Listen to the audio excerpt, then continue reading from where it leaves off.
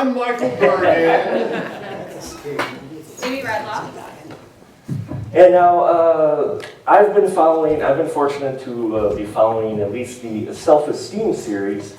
Yeah, that battery died too, that's mine. Oh man, Always that's all right. something. We can hear you. The acoustics in the Classic Time Theater is great. So, I got a chance to follow the Self Esteem series for a while. Here's is number 3. So, where did the idea for this come from, Michael? Personal experiences? Really? Way back before I was married, it was, in the dating game, there were always, one of my biggest turnoffs were the women that I was dating and have very low self-esteem, and I kind of used that as a catalyst to create something that was somewhat psycho-esque, outward Hitchcocky. So the idea was kicking around in my head for a while, but Amy had auditioned for a film I was doing that unfortunately she didn't get the part for, but she absolutely loved her audition, her look, everything about it, and I said, I'm going to write something so that we can get this going and I can work with this girl. So that's pretty much, it started because I wanted to work with her. Fantastic. Now, Amy, what makes you keep coming back to Ellie? This is number 3, and you want to tell us a little bit about what appeals to you about Ellie? I love the story, each time, just the writing is excellent, and I like all of her personalities. She can go from obviously pathetic to very upset to just shy, and just the whole variety of spectrum, and I just like playing the variety. Now, it is a series, but would we see a feature with Ellie by possible I'd be chance? game for it. I would be game for writing one. I don't know if I would be interested in directing a feature, but it would be maybe 5-7 years ago I may have been up for it. But there's just too much going on in my life right now. Sure. I don't know. A feature would be in the books for me, but hell, I'll write it. I have a blast writing those. So how did you prepare for the role of Ellie when you first started, and did you see yourself continuing with this character now, a 3rd episode? Well, honestly, the first one that we did, I was fairly new to the whole acting scene, so I was just very nervous. I didn't see it going anywhere because I didn't know much about it. But just diving into her character, I kind of felt for her. And then you were also in Inquest. Eidolon. Thank you, Eidolon. My brain, I have a problem with my own kids' names, so thank you. Eidolon Inquest. You get to wear some extra makeup and get to play was it the Taste? Yes. Eidolon. Yes. How was that? You seem to be having fun in that role. It was. I mean, you don't come across those roles very often, so it was a privilege to do it, and it was fun too. Working with Mikeal was awesome. Well, the other Mikeal. The other. The Michael that she jumped on the back of. Right. And where did that idea come from? It was really interesting that I found out that at one point Thomas Edison was actually working on creating a spirit phone that he could use to talk to the dead. And so I wanted to take that supernatural history and write something that was somewhat Hellraiser-esque. Common theme here is I take inspiration from other films that I love, but actually create something where Edison, he abandoned the project, but but what if he had actually succeeded and buried it because he realized how horrifying it was going to be. And so that's where this Bridgeway Corporation came about, and they found Edison's work and recreated it, and somebody that was involved in the project ended up doing some bad things, and the Eidolons got loose, and all hell broke loose. Anyway, Will we be seeing more of them? Because it felt like you were kind of setting up for another series. I actually have a feature screenplay that I've been working on for a while now of the Eidolon Inquest. I call it the Eidolon Invocation. Ooh. So it was always always meant to be a catalyst for a feature. This Eidolon Inquest was just plagued with problems from the very get-go, and so it was. How many times did we have you scheduled to come down to shoot? It was like 2 or 3, right? And, yeah. All the Eidolons were supposed to have contacts in their eyes and that would glow, and those got intercepted by the U.S. Postal Service, saying that I was.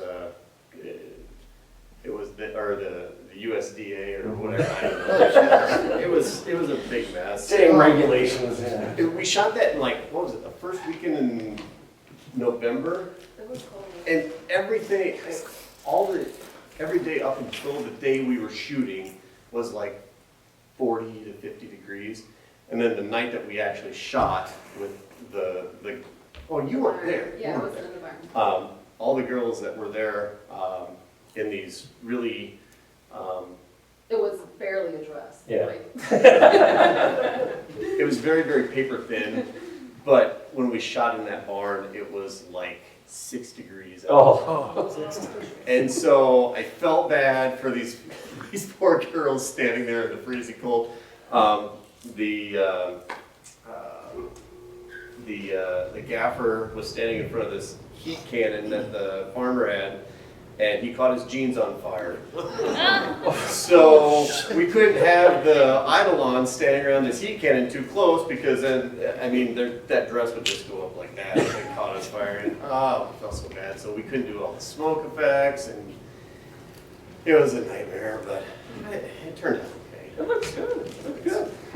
Anybody have any questions for Mikeal or Amy? My wife and I were just wondering if we could get Amy's autograph. I have a pen. I don't have anything to sign, unfortunately. Sign a Oh, autograph. Jesus. Thank you, Dawn. That We would be get- awesome.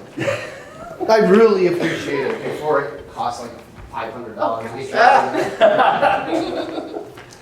Anybody have any questions for them? Reference on Did you do crowdfunding for both your shorts, or were they self-funded? How did you go about it? Because that's always the challenge with indie film is, of course, finance.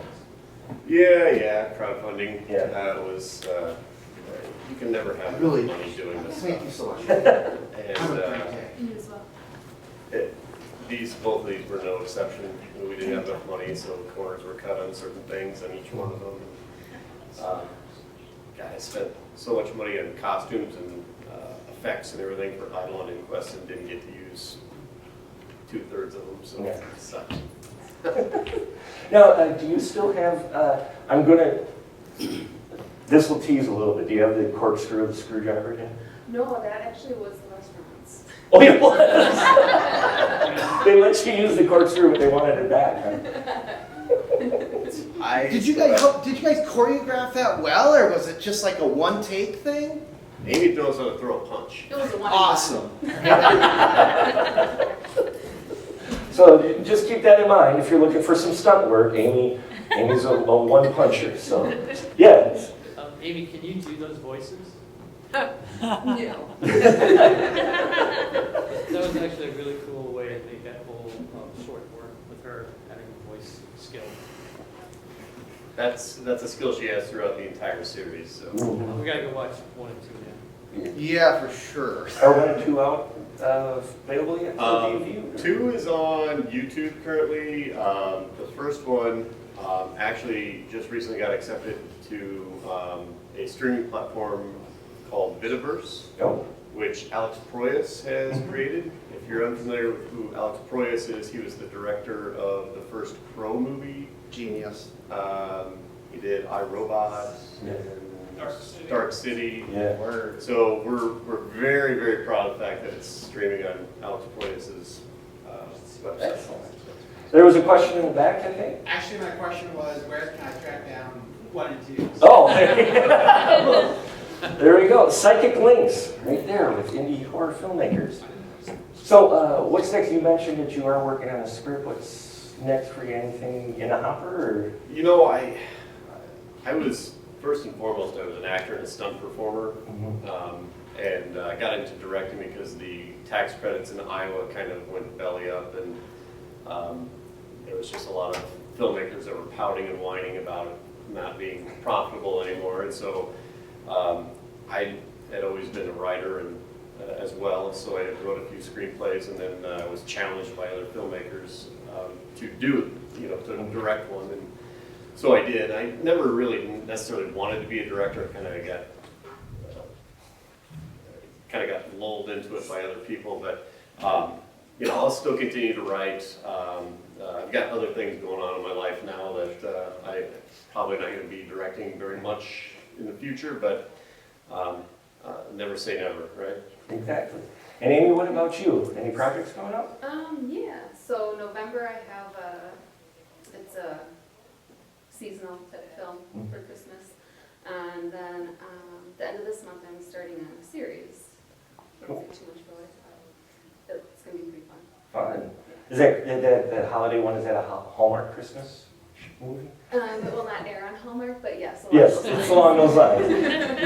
we need more of those for sure. And I guess my last question for both of you, we'll start with Amy, is do you have any actress or influences? Who's kind of your inspiration for doing what you're doing? I love Kate Blanchett. So she's probably a big one. And I'm going to go to her. Sure. And Mikeal, what about you? Inspiration or whatnot to make you do this crazy business? Specific inspirations, there's so many of them. I tend to lean more towards, the serious and dramatic horror type stories.